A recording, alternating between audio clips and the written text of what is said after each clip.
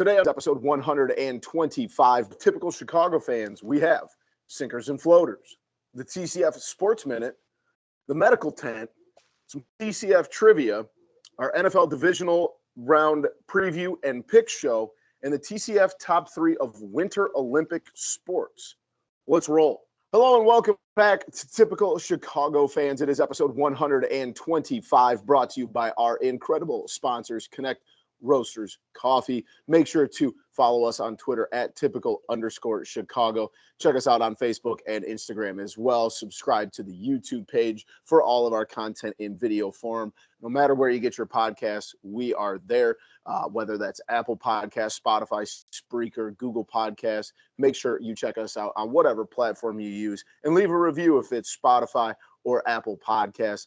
Leave a 5-star review and on both Spotify and Apple Podcasts. So you can find me on Twitter at TCF, but make sure that you follow Zach at Lilia TCF and Maddie at schools_01. Boys, we always love to talk about the weather. It's been a little up and down here this week. How we plugging through? We're doing all right. It's staying a little warm, but we will find out throughout the show. Not today. Not today. And it wasn't even the ice that got me. I did fall, and I can't even blame the ice. Yeah, it's tough. You're muted, Maddie. He didn't even want to start the show. He's like, I don't like actually talking to you guys. This is ridiculous. I think I've said it the last, 4 or 5 shows. I'm done. I want summer. I want nice. I'm sick of it. Why do we live here, boys? Don't know. There's not a lot to gain about 9 months of the year here. So I don't know. I can't. I'm getting cabin fever very badly. I'm to the point now where I'm like questioning my ancestors on why they decided that this part of the country was a smart one to settle in when they were moving this way. More there. You're gonna blame your grandparents? What? Yeah, no, it probably goes way deeper than that. I mean, this is back to like early 1800s. Like, what about this part of the country? You're like, man, this has got to be it. Like, what? Did you spend one day here in December? Like, what are we doing? Boomy is blaming his family for where he lives. Oh, absolutely. Even though he can just move. That's I could, but Boomy's MO though. Pass the buck. Yes, exactly. It's someone else. I need the time traveling machine so I can go yell at some people in the middle of nowhere in like 1826 and be like, whatever you do, don't settle there because it sucks. In about 100 out of the Great Plains. In about 150 years, it's going to be really cold here a lot of the time, or really hot. So the weather just makes no sense. Oh yeah, it's great. We get like one Fellas, month. I think we should start a TCF weather update. That's just how we start the show. It is. It's kind of unofficially what we've always done. It's like the most basic way to start a conversation. Let's just jump right into the weather. Hey, how's the weather? Let's skip the pleasantries. Let's just go right to the barometric pressure and expected precipitation. Yes. So when you meet someone new for the free, like, so this weather's been kind of crazy, hasn't it? Yeah, that's just how we start every show. Well, like we do actually start every show is with sinkers and floaters. Let's jump into that.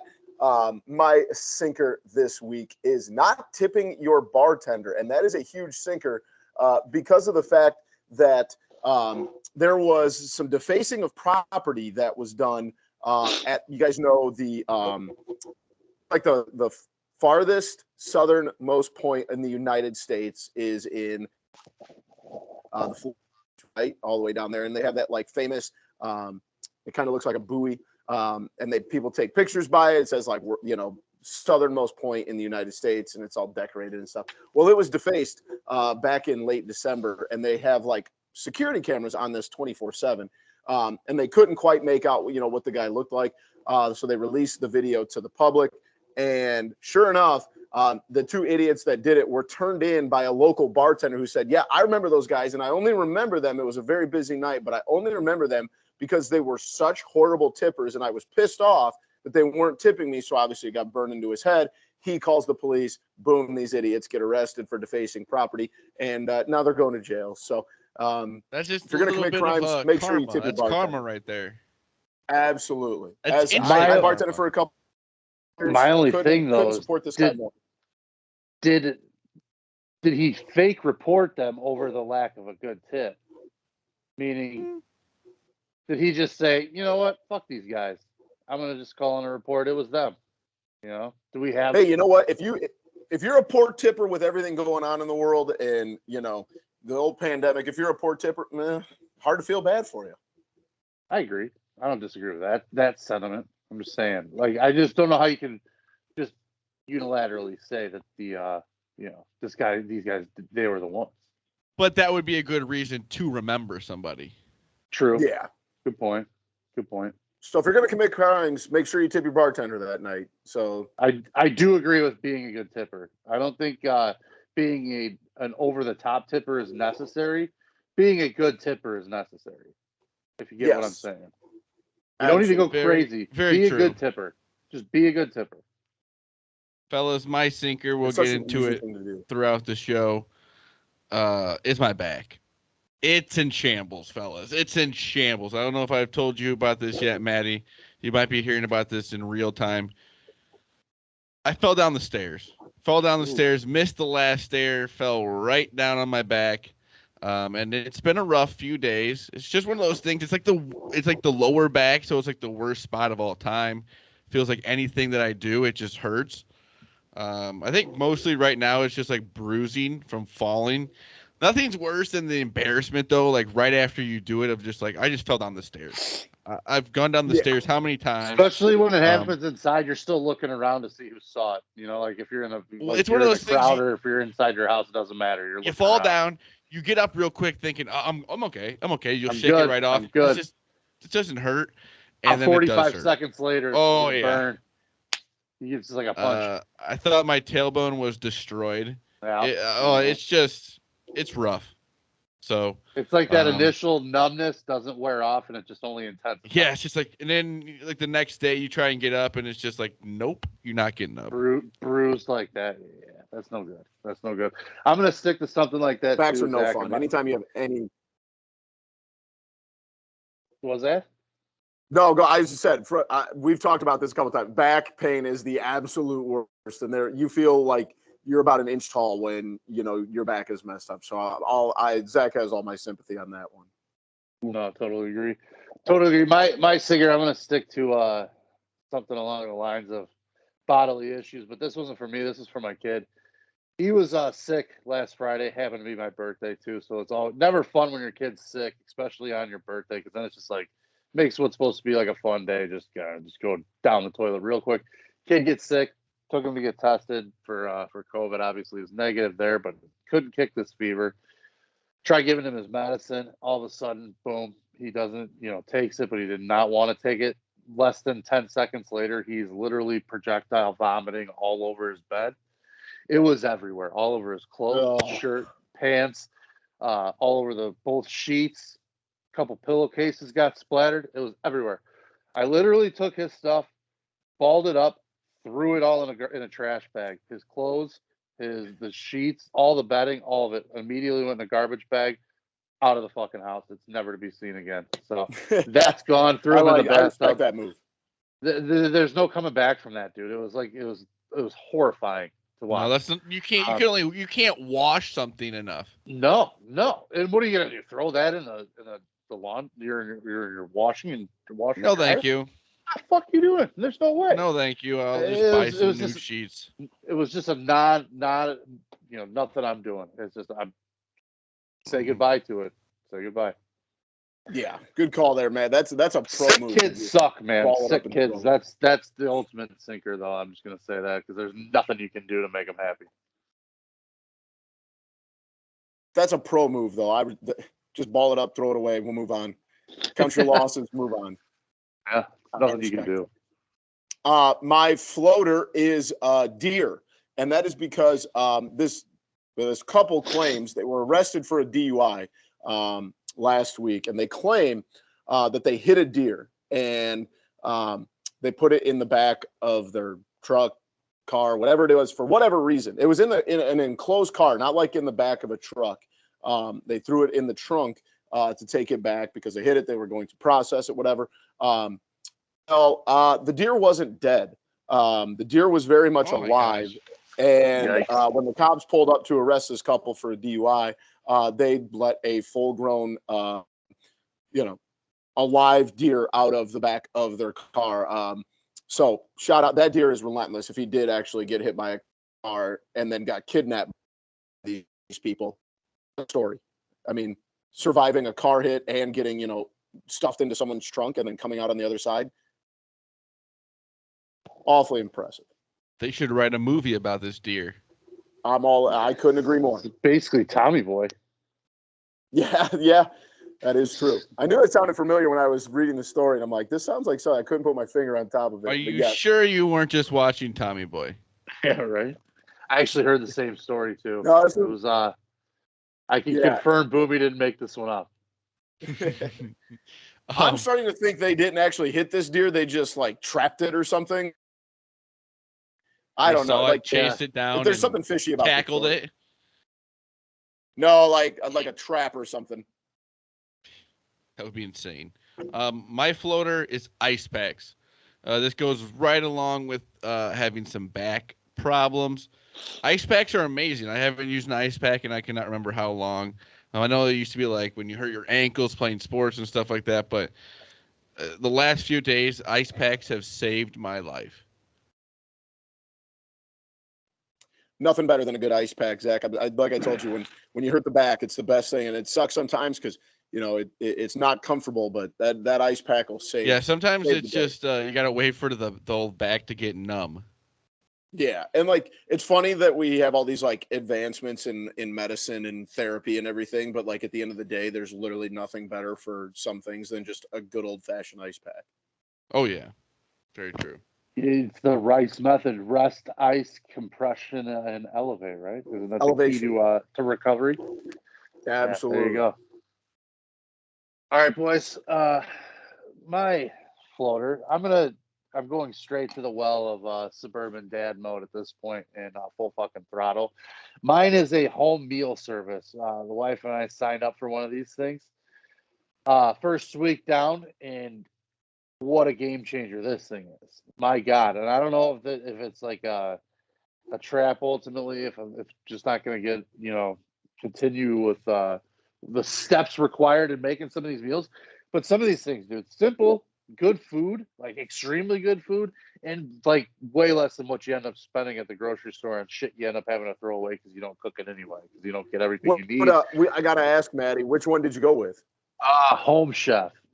Did we actually? That's funny you say that, because me and my wife during the school year we do Hello Fresh, and she actually just brought up yesterday or today about trying one of the other ones. And I think outstanding. I've got a referral too. It's yours, dude. That way I think we both get some money off there too. And I know really Zach good stuff.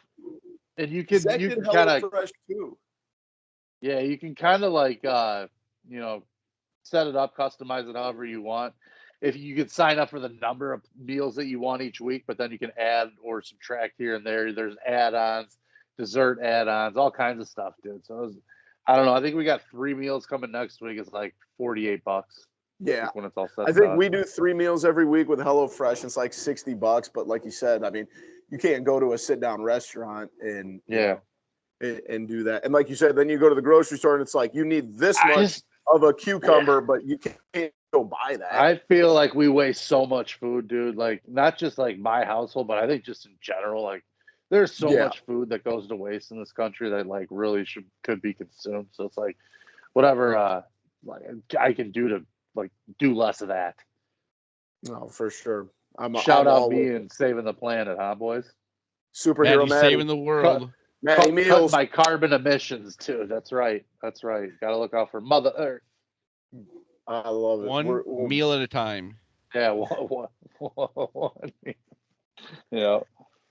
The marketing slogan right there. Well, jump into the TCF Sports Minute. Of course, the Bears have been in the news. We talked about it a little bit last week, moving on from Matt Nagy and Ryan Pace. They have, I don't know about you guys, but it feels like they have just about everybody possible lined up for an interview for the head coaching position and the GM position. Lots of interviews going on, some big names, that we've, Caldwell and Leslie Frazier and Dable are some of the head coaching favorites. It did have one of the Indianapolis Colts front office guys pull his name out of the running. Anybody, that you guys have seen so far in the, them saying, oh, we interviewed this person, we're going to interview this person. Anybody jumping off the page at you guys? Not really. I mean, every day it's a new guy. Every day it's we just finished an interview with this guy, interview with this guy. I don't really know what to think of it right now because they throw so many names at you. You don't really know what's going on, which one's a coach, which one's a GM. And it's very confusing. Yeah. I think with the GM job, it's a little bit harder for most fans to kind of gauge who would be a good fit personally. Yeah, I mean, you don't know, like, I mean, a lot of these guys are like, a lot of these guys are up and coming front office execs where, I mean, we don't know who had their fingerprints on what really at the end of the day. So, right. So I think from a front office perspective, you just got to hope you hit a home run on it. But from a coaching perspective, I think there's some candidates to keep an eye on. I like Flores, obviously. I think he's a good coach. Brian Dable interests me. That offense is good. I think Justin Fields, and I'm not saying he is a Josh Allen level quarterback, but it's a similar game, big, athletic, mobile, big arm, kind of raw. So I think Dable is interesting from a perspective of working with Fields. The Jim Caldwells and the Leslie Fraziers, I don't want any part of that personally. I know other people are on it. I was surprised that there's so many fans that are looking at Caldwell. That one shocks me a little bit, but I want a little bit. I wouldn't mind somebody get excited about it. I'm not going to lie. That Eberflus sounds like a decent, candidate too. The defensive coordinator from Indy. I think he's coming back. He's already signed up for a second interview to come back. So that's always interesting, though, with this stupid ass front office that's going to end up hiring a head coach before they hire a fucking GM, which is blows my mind. Yeah, I think you got to get that process done first. It's mind blowing when you think about it. You know what I mean? You're gonna unbelievable. It's perplexing how they think that's a good way to set up the organization going forward. Like, how am I supposed to trust somebody who has said that, like, positions in football, like if you're going to ask them about a position or something, it makes them uncomfortable. Yeah. They don't want to deal with it. How should I trust that person to hire a GM and coach? Come on, give me a break. Yeah. Let alone the coach going first before the GM. It just blows my mind. Yeah, I think of the names out there, I think Dable, obviously, I mean, what he's done, here recently, I think that's a big name people are seeing. Like you said, a Caldwell, like, and people say this a lot, like Caldwell had, some 9-win seasons, but like, is that really, the ceiling we want to reach for? Is that what like the pinnacle of a good candidate is like back-to-back 9-win seasons? I mean, I'd give us like my pinky toe for Shanahan. I'm not going to lie. Like somebody like that could come in.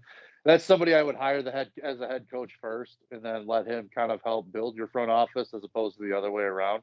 You don't bring in some of these other coaches that they're bringing in to run your front office. You know what I mean? Like it's just what you can't do.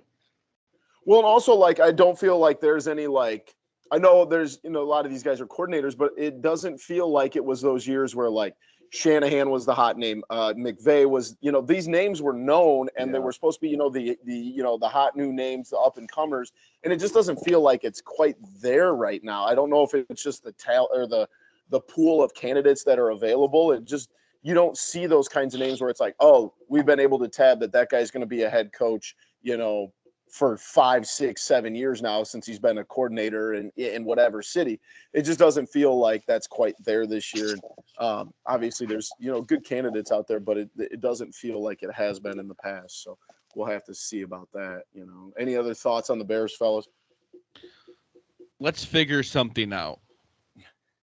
Let's hope George McCaskey. Let's get a GM. Let's get a GM. Then we go from there. How hard is that to figure out? Unbelievable. Maybe I should be running the Bears. Me and Maddie, not Boomy. Boomy owns a stupid team. No, you own stock in a team that's dumb. A team that's playing in the playoffs? Oh, yeah, that one. Let's move on to the Bulls, obviously reeling a little bit lately, a little 4-game losing streak, but they get back on it on Wednesday night with a win over the Cavs. But, I mean, it's not time. I don't feel like it's time to jump off the ship to get the panic button out yet, dealing with a ton of injuries. Zach LaVine, Lonzo Ball is going to have his knee continue to be looked at. But I just think it's one of those you're in a tough stretch. You've got to be able to kind of stop the bleeding, and they did that tonight for Wednesday night. And it's just one of those that you got to bounce back. You got to find guys, and it just seems that the injury bug has bitten them, and you got to find ways to win. You know, like it felt like that Boston game, like they should have won that game. You know, they come out flat against Memphis, and you know, those are good teams, but if you want to be competing to make yourself a run at the Eastern Conference Finals, you got to be able to kind of, you know, just man up and take care of business in one of those. So you guys got the panic button out at all on the Bulls right now?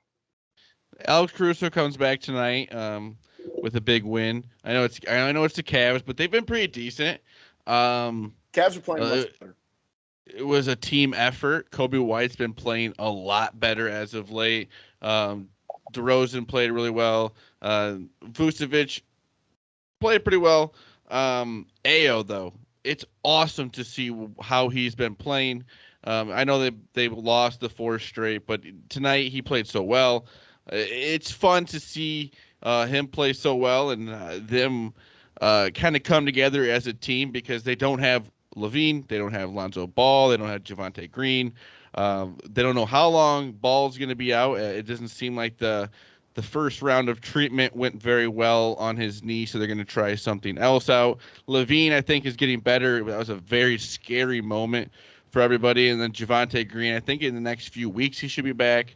So that's a lot just there coming back. Yeah, I mean, if you look at it tonight, Matt Thomas, who is a notorious G League player, he played 23 minutes tonight. And that should kind of tell you the state of the Bulls right now. Troy Brown having to play 26 minutes on a fully loaded Bulls team. Troy Brown is maybe playing 3-4 minutes a night, if at all. Matt Thomas, same thing. You know, you just kind of got to weather the storm and you know, take it night by night. But you got to figure out. They start a 3-game road trip against the Bucks Friday night. Yes, at Milwaukee on Friday. And they play 3 games on the road. So they're for sure not going to have Lonzo Ball or Zach LaVine for those. They're both going to stay in Chicago. So hopefully when we get back from that trip, they can start talking about the return of both those guys. Absolutely. Maddie, how you feeling on the Bulls? It's been a tough week or so. Yeah, I think part of the problem is they played so many games and played 6 games, I think, in 7 days. I think it was 6 and 10 or something like that too, I believe. The problem was they weren't in any of those games. Yeah, I don't know, it's one of those things too where it's like you're gonna have, you know, some highs and lows, rough stretch of this season too in terms of who they were playing good teams. So, you know, you like to see them, you know, not get smoked by the Nets and not get smoked by the Warriors, but you know, it's a good win on the road tonight against Cleveland. It's a good team. Lauri Markkanen, how about him? He had like 28 tonight against the Bulls. But, you know, interesting always to see those kind of games. But you can't be upset with the Bulls. The Cavs are a pretty good team this year. Yeah, they're not bad at all. Garland's a really good player. I don't know, but you can't be upset at the halfway point where the Bulls are. Bottom line, mm-hmm. Very true. You got to feel good. You got to feel good about it. The Cavs are 27 and 19. They're in 4th place in the East. Yeah, it's a good young team, to say the least. And the teams they lost to, they were very good teams. Boston, I know Boston is the one though. You look back on and they were winning the whole game. They won that game, and they lost by 2. They gave it up right at the end. That's one of those ones that hurts more than the losing by 30 to the Nets or 30 to the Warriors. It's the ones that you should have had against the Celtics. That one was tough. I completely agree with you. Completely agree. Moving side of the United Center, the Blackhawks were postponed on Tuesday night. I believe they were supposed to play Edmonton. They do not play until Friday. Matt, what do you got? I mean, playing better. I'll be very honest. It's hard to follow the Blackhawks right now. I think they had a 4-game win streak. Yeah, I mean they're playing.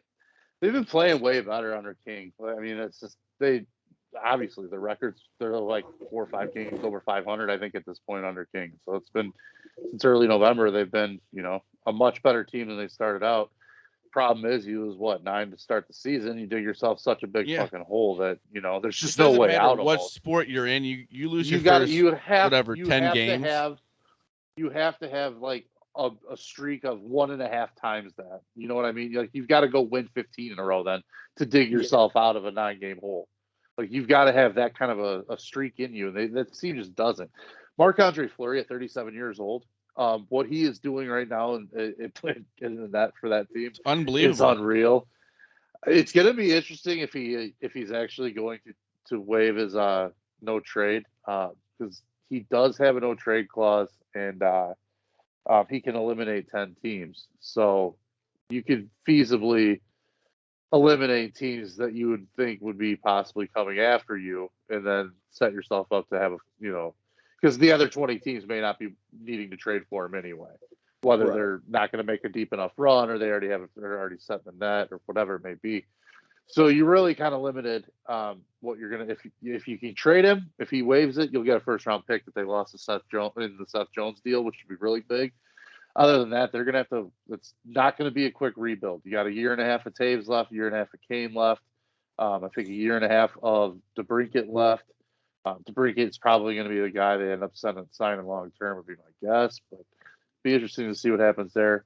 So it's basically you figure DeBrincat, Seth Jones, and you have a lot of roster to fill out after that. So it's going to be interesting to see what happens with this franchise in the coming years, to put it that way. They still got to get their front office straightened out. They need a GM. They need a team president. They need to figure out if they're going to stick with Derek King to be the head coach. I doubt they will, but, the guy's done a decent job, so it's hard to rule him out. Yeah, I just find myself not being super interested in the Blackhawks right now. I'm such a fair weather hockey fan, I'll admit it. But like you said, I mean, it's hard to be into a bad team, so. Yeah, and obviously we've talked about it, with all the stuff going on. Obviously, this old regime and all the stuff outside of hockey. I don't know. It's just tough when the Bulls are playing well to want to turn on a Blackhawks game. And it was nice to see Reichel on the ice, but then you drop one to the Kraken, who are just god awful, and it's like, you just feel like Reichel's interesting. If they hit a home run on him, hopefully, and that could be a big. A big lift for that franchise, but you don't know what you got yet. But we'll see. Yeah, way too early to tell. Right. Finishing up the TCF Sports Minute with some college hoops. Our top 5 right now are Gonzaga, Auburn, Arizona, Purdue, and Baylor. Again, the continual shuffling at the top, but a team just outside of the top 5, Duke. Duke loses a tough one at Florida State, who has had their ups and downs. But I got a question. Is Duke worse than maybe we thought? Duke came out and looked really good. I know you guys are not Duke fans, but, I mean, you have to admit, for a while there, they were looking like a top 5 team. And, you go to Florida State, a tough place to play, obviously, and Leonard Hamilton and everything going on there. But that's a tough loss on the road after, a week away from, losing to Miami. Where do you guys – is Duke overrated right now? I wouldn't say they're overrated. It was a very close game. Against Florida State, they lost by 1. They're good. I mean, I don't think there's any amazing teams right now. There's a lot of really good teams. Yeah. Banchero's a stud. On any given week. Well, yeah, they're very dependent on a few players. Yeah, I mean, when Keels is playing well, they're going well. I mean, it's kind of what you're going to get. Banchero's he's going to produce. He's going to give you points. But, it seems like as Keels plays well, that team plays well, and it just kind of seems to stem from there. Wendell Moore's obviously been really good too. It's always feels different when I shouldn't say different. It just always feels like it's tough to, have these really loaded teams when it's built around freshmen or freshmen and sophomores in this case. Yeah, you're going to take your lumps. Yeah, you're gonna have rough games, and they always struggle at Florida State too. Let's not forget that. Yeah, tough place to play. If we were going to put right now, we're still about what are we, probably like 2 months away from Selection Sunday. You had to pick one right now. Who's your national championship or champion, fellas? I'll give you mine. I'll give you mine while you wait. Auburn. I think Auburn's the best team. I think SEC is one of, if not the best conferences in the country. I was actually thinking about Auburn too because they're very good. They're number 2 right now in the nation. I think that they have a chance to win it. And it'd be nice to have a team that Auburn hasn't won it in how long? Ever. Auburn's never won a national title in basketball. I can't. I know the coach Bruce Pearl. Not everyone's a big fan of him, but it would still be cool to see Auburn win it all. I mean, it's hard to say that I don't like. It's hard to see Gonzaga not being there at the end of the season. I mean, they've got some experience. I think they've got, Timmy's like him or hate him. Most people hate him, but he's really good and has that ability to kind of just take over games at the college level at the least. So, I think a team like that's going to be a hard out. You got, talent with Holmgren too. So, I'd probably say Gonzaga. One team I think that's played really well, maybe a little bit above their skis, possibly is Purdue. But, I think Purdue they've got size. They've got some, Ivy's an absolute stud too. And, it's another guy that, has that ability to kind of just throw a team on his back. So I always tend to look for that as much as anything. Auburn's good. I just don't like Kessler. I can't stand his dad. I will say this. I know they're number 5. They're 15-2, but Baylor's got just as good a shot as anybody.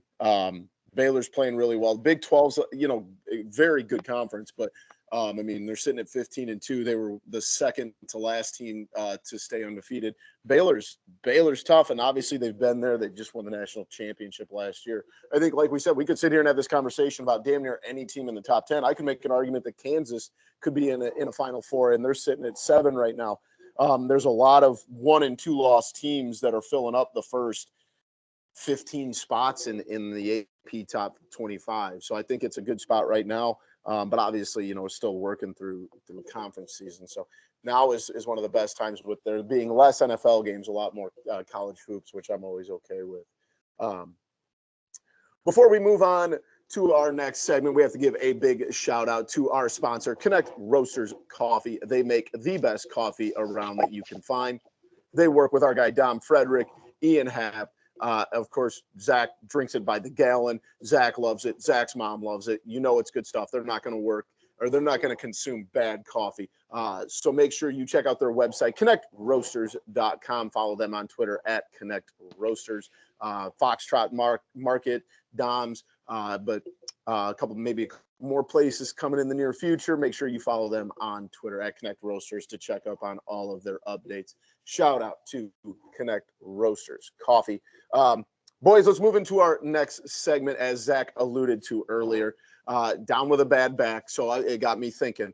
I am probably one of the most injury-prone people that I have come across. So I want to hear what is your worst injury? Doesn't have to be sports-related. Zach, I know the back's bad, but it can't be the worst injury that you've ever had, right? No, when I was a freshman in high school, I dislocated my kneecap playing soccer. Ugh. One of the weirdest feelings, the first time you take a step and you don't know what's going on. It was very weird. Luckily, no real bad damage to the knee, but that is the weirdest feeling. Just stepping down, it's just like jello. Ugh. Zach, how does that pain compare to the double ankle sprain that you once had? Well, Boomy. That is a great story. You are the only person I've ever met that sprained both their ankles at the same time. Well, yeah, there was alcohol involved. There was Country Thunder. Yeah, that's not on the list, Boomy. Didn't make the list. You got any others that are worth mentioning? Oh, we're just doing one? No, give me whatever you got, man. I got a list here. Oh boy. Well, I'll do one more. I fell with a spoon in my mouth when I was 2, and it went up up here. If you see it, up towards my eye, very close to the eye going away. I almost had like no right eye. So yeah, that was not good. I remember that. Don't let your child run around with a wooden spoon. Oh, My mother's gonna be listening to me. She's gonna get very mad at me. Yes, I don't think she wants you telling people that story. I can tell you that's not the. Well, hey, look at me. It made me a better person. Kids grab everything they can, dude. It's nuts. Yeah. I think it was more my fault. I guess. I would venture to guess. But yeah. It's a safe assumption. I had a big old black eye for probably 7 months. Yeah. Yikes. That's right. That's rough. That's brutal. I was a tough kid, though, medical miracle. I don't know if that... I've lost 2 fingernails, like had ripped out. Oh. And it was in separate incidents. Both of them are kind of unbelievable how they happened. They both happened when I was working too, separate jobs as well. Oh. So it's just wild. First job, I was working for a local municipality. It was like a summer gig, and I was carrying some stop signs in my hand to move them from one end of the building to another. And like the top one slipped off, like off the top. It was like a stack, like 3 or 4. The top one slipped off, and somehow the corner of it caught my fingernail, and just as it was going down, just pulled it right out. Right out of my finger. Oh, and my gosh. that was bad. That one hurt really bad. Yeah. And I don't have blood well, so that one made me sick.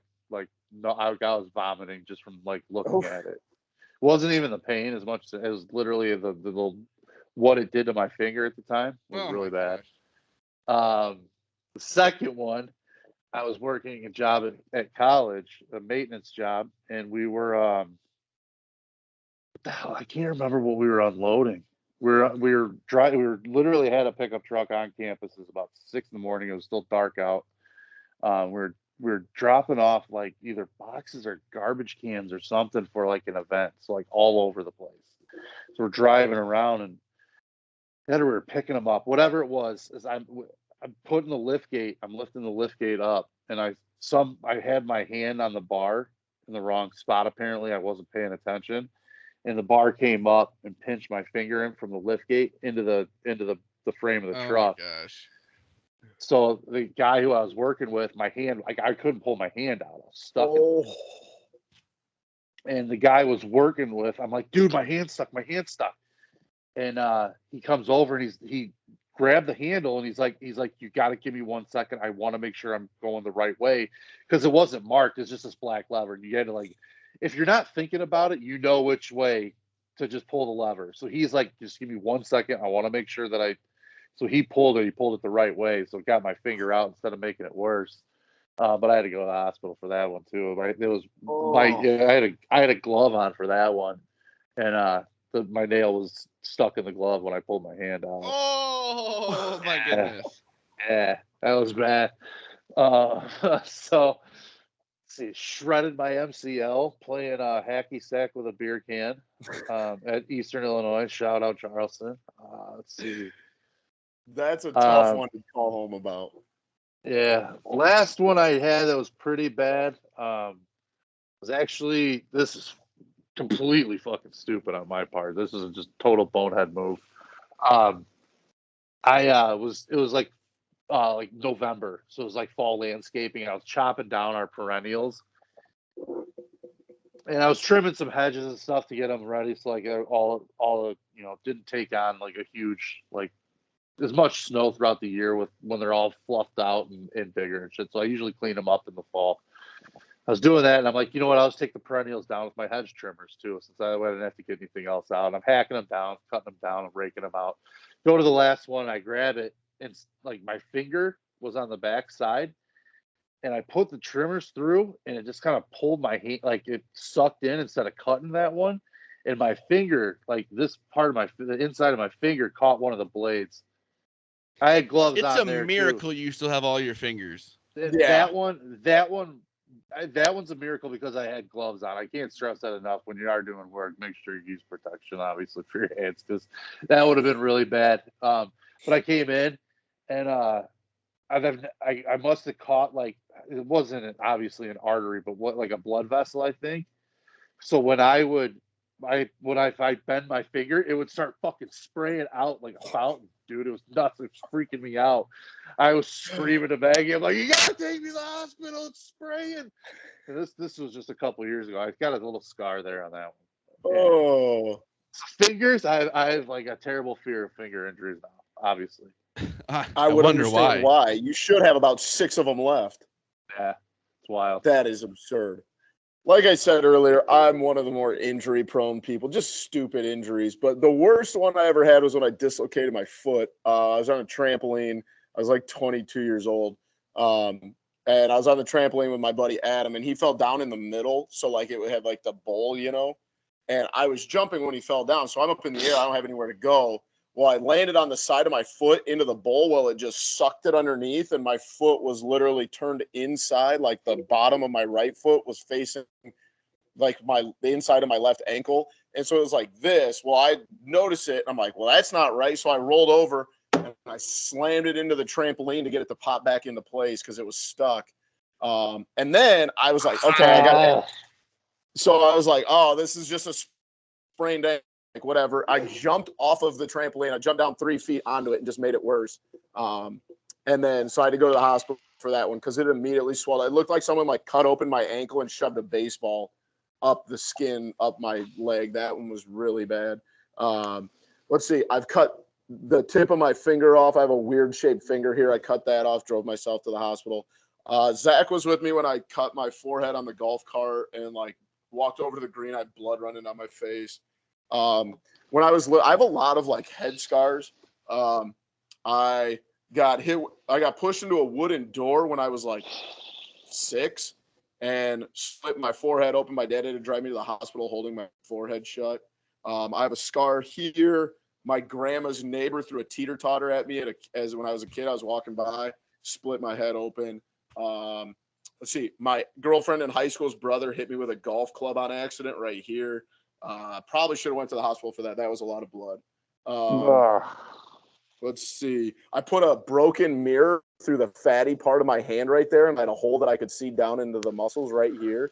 That one was not my favorite segment we've ever done. This is one of my favorite because I get hurt a lot. Jeez Louise. Yeah, that one. The mirror one was bad. My mom told me, and I have a weird scar there right now. My mom told me to throw that mirror away, and it was like I'm like leaning up against the couch while I went to get up, and I put my hand down, and it just went right in, and I could look down and see like the fatty muscles down in like the palm of your hand. It was gross.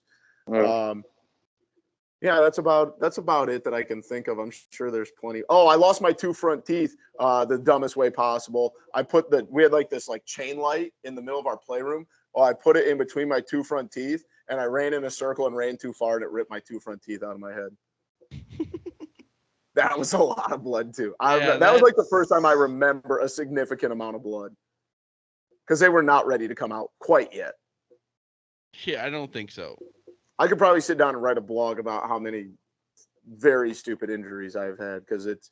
Maybe you should. I probably should. It's way more than it should. It's not good. But let us know tweet us what your worst injuries are. I'm sure you got some good ones. So let's move on. This is one of my favorite segments, TCF Trivia. I've got 5 trivia questions. Could be Chicago sports based, could not. Keep you on your toes. Maybe it's Chicago sports, maybe it's not. And we'll see who gets the winner here. So my first question, gentlemen, and this is closest guess. What year did the Chicago Cardinals move out of the city of Chicago? 1948. Zachary? 1899. Zach, I don't think football was invented in 1899. Oh, sure. They're done by baseball. What did you say? The Chicago Cardinals. I thought that was baseball. No. Did you say football? No, I didn't think there was a Chicago Cardinals baseball team. I didn't know there was a Chicago Cardinals football team. 1938. Matt's correct. It was 1959 that they moved out, and they became what is now. That's more recent than obviously more recent than I thought. I guess 48 or whatever, but yeah, I was a little surprised when I saw 59. And they had a weird spurt, like during World War II. I saw that they like teamed up with, it was either one of the teams from Pennsylvania, and like kind of co-opted with them, and then they came back, then it was after the 59 season was their last in Chicago before they moved to St. Louis. Also, closest guess, what year did the Bears move from Decatur to Chicago? They were technically the Decatur Staleys at the time. 1932. Go 1945. 1920. 1920, they moved. They were only the Decatur Staleys for 1 year, and then they moved to Chicago. Was it only one season? Huh? Yeah, one season in the NFL, and then they became the Chicago Staleys. In 1922, they became the Chicago Bears. Moving on, next, we got some college football here. A man named Jay Berwinger was the first Heisman Trophy winner. Where did he attend college?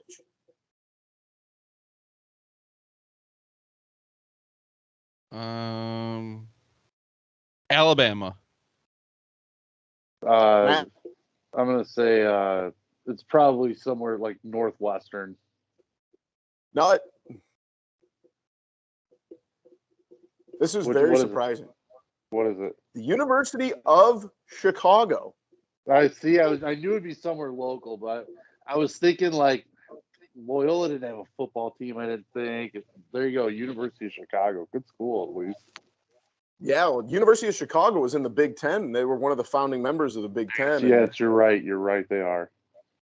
Yeah, Jay Berwinger, and also, I don't know how many people know this, Jay Berwinger, the Heisman Trophy candidate, never played a single down in the NFL, I believe.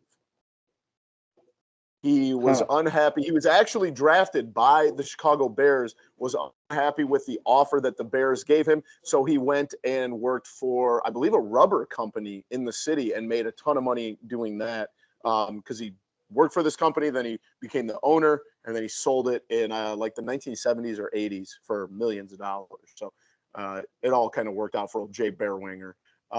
Fourth question, moving into some basketball. Scottie Pippen was a draft day trade in 1987. What team did the Chicago Bulls trade with to acquire Scottie Pippen? The Sonics? No, you both got it. Good job, fellas. That was a good one. All right. Orlando Woolridge on the other end of that deal.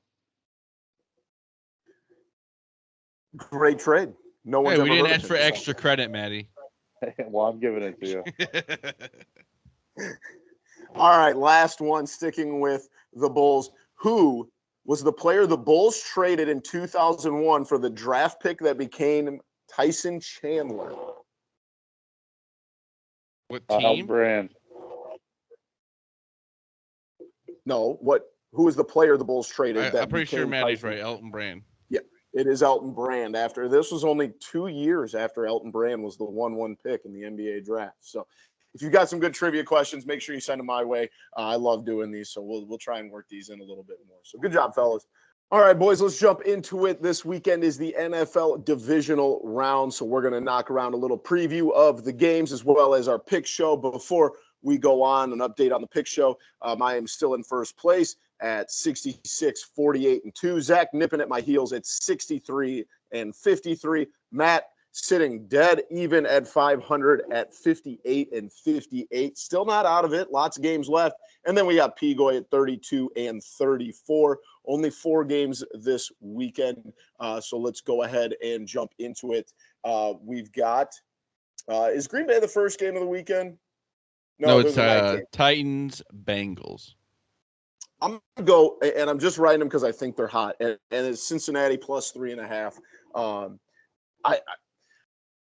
I'm really not that much convinced that Tennessee is like the best team in the AFC. I know they're the 1 seed. It is what it is, but Cincinnati is hot right now. I don't know if Derrick Henry is going to be 100%, and I don't know if he's going to be the same Derrick Henry that he was, last year and then the early half of this year. And Cincinnati's just hot. I think that they're figuring it out. They're still super young.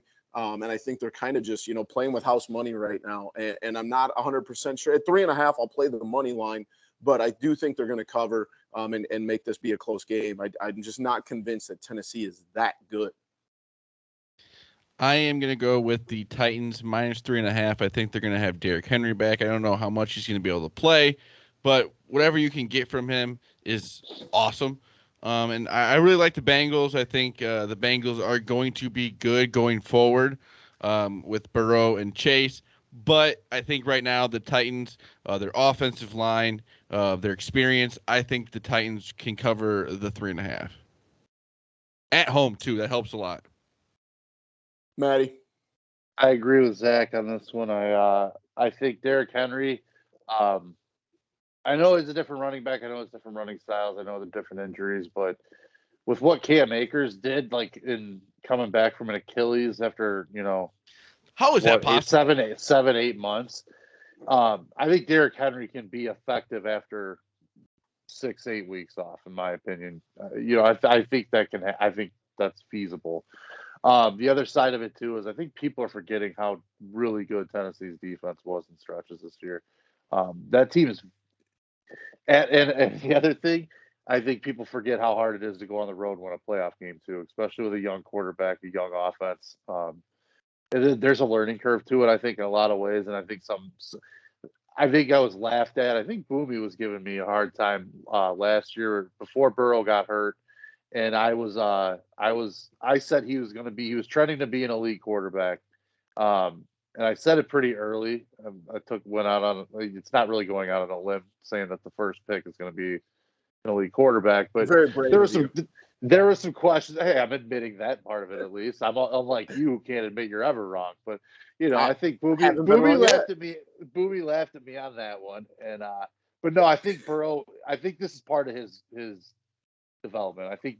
I think he takes some lumps in the ass early on. I think that's good for you like in the long term. And I'm not saying they can't beat Tennessee, but I just think Tennessee's a really tough team to go into that place and win. I think, and Matt, talking about that, we talked last year about how bad that Cincinnati offensive line was, and they have gotten some guys healthy. They've picked up some pieces. Got him hurt.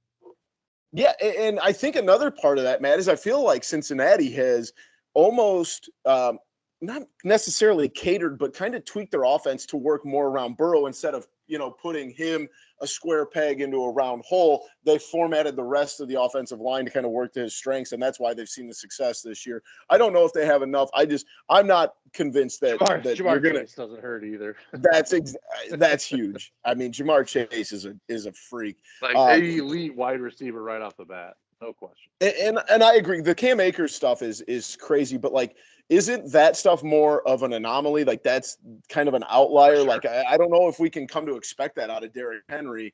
I mean, obviously it was a different injury, but like. So we're also talking about a team that was winning games with Adrian Peterson at running back too. So. Yeah, Devontae Foreman or whatever his name was. Bringing him off the streets. Let's move to Saturday night. We got the Packers hosting the 49ers. Packers at -6. Money line. What's that? Money line. Why don't you just give me your money? and sure, I'll place the bet for you because that's just +6. Hey, I'm going to take +6, and I think it's a good number. I think it's going to be a close game. I think if you are the Packers, you didn't want to see the 49ers. I think this is a team that's rough and tough. I'm not saying they're going to win the game, but I think they can keep it close. It's going to be a cold environment. You have to see what Jimmy G can do, but I think that they can keep it close. The defense can keep it close. If you're the Packers, you would have rather seen a few other teams other than the 49ers, I think. I think the 49ers are the only team that doesn't really match up well with Green Bay that's remaining. I think if Green Bay wins this game, they're going to the Super Bowl, in my opinion. I agree on that end. I think they would beat Tampa, and I think they would beat the Rams. I don't think they would struggle with either. Here's why I'm confident in Green Bay -6. Jimmy Garoppolo has never played or started an NFL game under 40 degrees. This is different. This is the playoff. Jimmy Garoppolo is not that good. Okay. You don't win in the playoffs without a good quarterback. It's happened like 3 times. Okay. And it's a different style of game. Green Bay's getting a lot of guys back that they have been missing for a while. The defense was top 10 all year. It still has been, and they're getting guys back that have been banged up. I think. Let's not forget Jimmy Garoppolo has lost the same number of Super Bowls as Aaron Rodgers. You're coming from California to Green Bay, Wisconsin, and it's going to be good luck. Green Bay -6. It's easy. Jimmy Garoppolo's been to a Super Bowl. It's not like the guy's never been. He's battle tested as much as anybody. I think you could say that a guy like that's been through it, knows what it takes. But then again, also has Elijah Mitchell and Deebo Samuel, who are literally not able to be stopped right now. For some reason, all those guys are running over everybody. And the only team that can run like that on Green Bay's defense, I think, is a team with that kind of running game attack. That zone read option that the Shanahan, has been just shoving down the league's throat for the last 3 or 4 years in San Francisco. I think it's just a really bad matchup for Green Bay. I like the 6. I definitely am going to maybe do a little sprinkle. But what I know we want the 49ers to beat the Packers. I think they're getting almost too much credit for beating a Dallas team that just underperformed that day. Everyone's going with the genius that is their coach. I understand. Yes, he's a good coach, but I think that you should look on the other hand of how poorly Dallas played that game. I agree, but you got to look too. Frisco's D was outstanding. Well, that was I understand that. When you got those guys up front. Too. I understand. I think it's a little the how bad Dallas played that game. I watched that game. How they got down 13-0 right away. Like you're at home and you have no advantage. Right. The momentum was just ripped away right off the bat. Definitely right. Yeah. And then how were you ever in that moment running the ball? Mike McCarthy, baby. It's Dak Prescott too. Yeah, I'm with you there. Let's move in to the Sunday slate. At 2:00, we have the Tampa Bay Buccaneers hosting the Rams. I'll start off. Give me the Rams. I got the Rams. Rams plus 2.5. I'm going with it. I think they're going to win this game. I do that too. Defense looked scary. I know the Cardinals. They hadn't been playing well. They limped into the playoffs. That front for the the Rams. Oh my gosh. Yeah. And I don't think it's the Tampa from last year. I don't think that there's, they're what they were. And I just think that LA, and we can, on paper at times, had the best roster in the NFL. And last week, I mean, I know, probably could have been worse, but they poured it on and they looked like one of the most talented teams. And I think they're going to keep it rolling. Like you said, that front on the defense, they've got all the weapons. And if you got Cam Akers coming back to run for 95 yards, I mean, good luck with that, Tampa. I think the Rams win this game outright. You have to wonder at some point, does Tampa, the injuries on offense catch up to them? It's not just the injuries, but the lot, like Antonio Brown gone. Chris Godwin gone. Is Fournette going to play? I don't know. So it's like at some point that's gotta. Mike Evans is banged up. He's been banged up. Gronk is always banged up. It seems like he's still playing well, but so it's like at some point that's going to catch up to a team. So I don't know. I probably would say the Rams. I could be convinced otherwise, though. I think it'll be a good game. I'll take the Rams. All on the Rams plus 3. And to wrap up the weekend, we've got Bills, Chiefs -2 at home. I'm going with the Bills. I just think that I'm with you, Boomy. I want to see the Bills win. Yeah, I think I'm betting more with my heart. And Josh Allen, when you can get him in the right offense of scheme, and when they can get moving, and they're a good team. The defense is good. The offense is good. I would love for them to beat the Chiefs. Maddie? I'm going Oppo. I'm I not knew betting you against were. Mahomes. It's one of those spots. They were a 2.5-point fave last year. Kansas City was. How are they 2 this year? I need someone to explain that. Like that doesn't make sense to me. And I can already script the beginning of the game. They're going to get down 2 touchdowns. Yeah, and right. then the Chiefs are going to come back. It seems like that's how they've done it the last 2 or 3 years. I think Kansas City's defense is way better than it was last year. I think they're a much better, much more well-rounded team this year than they were last. But you also have to worry at the same time that the defense from the first 5 weeks of the season that comes back, you're in trouble because that defense was bad. Yeah, but what happens if Buffalo starts sputtering like their offense did for like a 6-week stretch towards in October, November? Let's not forget Buffalo like got dragged at home against fucking New England. So let's not forget they went down to was it Miami or Jacksonville and got beat like 9-6. No, they lost. Didn't they lose to Jacksonville? I think you're right. I think they did lose. Pretty sure they did. You're right. They did lose to Jacksonville. I think that was one of Jacksonville's first win. I think people are forgetting how good fucking Patrick Mahomes really can be. And the only thing I worry about with the Bills is last week was almost their Super Bowl. They beat the Patriots. They finally beat the Patriots at home. They had this big celebration or whatever. Yeah, you gotta go play the Chiefs. Pop the cork a little too early. Yeah, so we'll see. I want the Bills to win. It'd be a fun story. November 7th. I completely agree with that. But they lost at Jacksonville. You're 9-6. betting with your brain now, Maddie. That's a good bet. I mean, minus 2.5, minus 2 for the Chiefs. If you really think about it, I don't know. It seems almost just seems too easy. We're gonna find out. It's gonna be a lot of good games. I think the division. Yeah, absolutely. It should be a great 4-game stretch. I love the wild card because there's a lot of games, but they're usually not the best games. I think these are all going to be good games. They all stunk. The wild card weekend was bad. I mean, with we got one tight game. The Packers spread being 6, and that's the biggest spread there is, and then the next one being 3.5. That means that there's going to be some good games. Yeah, I think we're in for a good weekend here. Let's hope. Let's move in and wrap up the show, as always, with the TCF Top 3. And if you didn't know already, we got Winter Olympics coming around. They start February 4th, so just around the corner here. And we're going to do the TCF Top 3 of Winter Olympic sports. This list is a little bit shorter than the Summer Olympic sports because there's a lot less going on. But does anybody want to lead off? I'll go first. I've always loved watching this. Curling. Good choice. It's something you can do. It's almost like golf. It's a nice, smooth sport to watch. Easy to watch. It's fun. It's maybe something you could go do.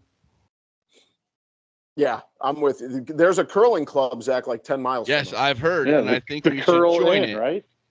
Yes. Is it the Triumph Curling Club. I think the Curl Inn is out by you guys, too.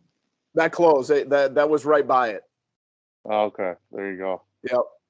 Maddie, do you want to go second, or do you want the? I'll take the wrap. All right, I'll go second. I'll take hockey.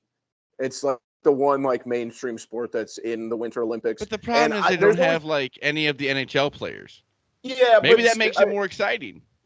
Yeah, and like I don't know, it's the same way for me with hockey that it is for soccer. I enjoy international games. I wouldn't say more than like club. Like I obviously watch the NHL, but like international hockey is probably like the Mighty Ducks being burned into my head when we're playing like Trinidad and Tobago and like all this. But like I enjoy international hockey. I'll go hockey with my first round pick. I'm gonna go.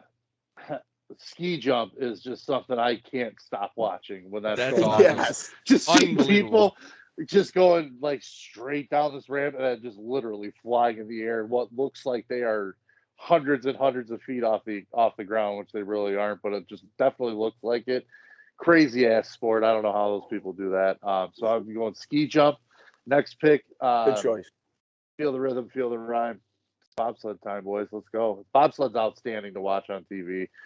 Guys are flying. Guys and women are flying down 60, 70, 80 miles an hour, going whipping on our curves and stuff, just going 90-degree angles. Wild sport. That'd be so scary, I think. It'd be so fun to watch. And you got to figure now, too, with like 4K cameras and stuff like that they could strap on those things somehow. Yeah.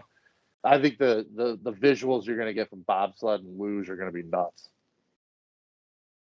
I'm with you. That's a good choice there. You stole my. I like bobsled. I'm going to go. I don't know if I can get that on the wraparound. I can. I'm going to go luge. It's kind of like bobsled, but it's one person. And they go insanely fast. You don't realize they're going that fast. And then they like clock them and they're doing like 82 miles an hour. Yeah. But it's like the single man bobsled where they're laying down. That was a total hijack pick. So, Boomy, I'm going to kind of go off of yours. It's the skeleton. And that is when you're on your stomach. You're on your stomach. Yes. And you're pretty much on a sled on your stomach, just going very fast. That with a helmet on, that looks very scary. Yeah, and I think like you guys said about like the 4K cameras, like I don't think like maybe like 15 years ago we appreciated the speed of those because like you didn't realize that they're doing like 70, 80 miles an hour, and now you have better technology, and these people are just whizzing by at terrifying speed. So that's a good pick. What's your third round, Zach? I'll go with speed skating. Speed skating is pretty nuts. How fast they go around those corners and stuff. That's a good choice. I would have added that one. That's a good pick. My final pick. I don't know why I'm not the biggest gun guy in the world, but the biathlon, when they ski and then they shoot at the targets. I don't know. It's probably just because the guns are cool. They just get somehow get, and then they miss a shot, and you're like, you're an idiot, and then you realize they're like 50 yards away, and you could give me 1,000 shots, and I couldn't even come close. So that one always seems to strike my interest. Maddie, what do you got to wrap us up? I think just like the downhill, like alpine skiing, that's just awesome to watch too. Like I could sit there and watch that for days. Is that the one where they just go straight, or is that the one where they're like zigzagging? That's the slalom. Is when they do the zigzag. Oh yeah. Or the moguls is when they do that's like the humps in the snow where it's just like they're popping around. Yeah, that's like the X. That's pretty. Fun. That's great. The freestyle skiing is pretty cool too. It's like basically like just I think that's where they're like without. Is that with like the twists and flips and stuff? Yes. Yeah, where in the air. Like half pipes and shit like that. Snowboarding's pretty sweet too. All those are awesome. Yeah. The Winter Olympics at night, like the outdoor events, are like awe-inspiring, like just visually to watch. Yes. Matt ski jumping is where they're like stick straight, right? Like their skis are up and then they land. Ski jumps where they got the ramp, dude. You're just going down the ramp and you fly off the That's so what's the one where they go up the really steep ramp and they're doing like flips and that's like, freestyle you know what I'm skiing. That's freestyle. Okay, that one's pretty sweet. That's a good basically like snowboarding with skis as opposed to a snowboard. And I will say this before we wrap things up, but figure skating absolutely sucks. Worst part about any Olympic, literally the worst sport in the Olympics. Learn to realize art, Boomy. Yeah, come on. No thanks. Jeez Louise. Also, snowboarding. This is Shaun White's last Olympics. End of an era. What a legend. Yes, the flying tomato. Well, thank you for joining us. That was episode 125 of Typical Chicago Fans. Make sure you check out all of our socials on Twitter, typical_Chicago, Facebook, Instagram. Head over to YouTube, subscribe to the YouTube page for all of our content in video form. Wherever you get your podcasts, we are there. Apple Podcasts, Spotify, Spreaker, Google Podcasts, wherever you get them. Make sure you check us out on there. Make sure you check out our sponsor, Connect Roasters Coffee, for some incredible coffee sent straight to your house. You can follow me on Twitter at BoomyTCF. You can also follow Zach at ZLiliaTCF and Maddie at schools_01. That has been episode 125 of Typical Chicago Fans. We love you all. Peace.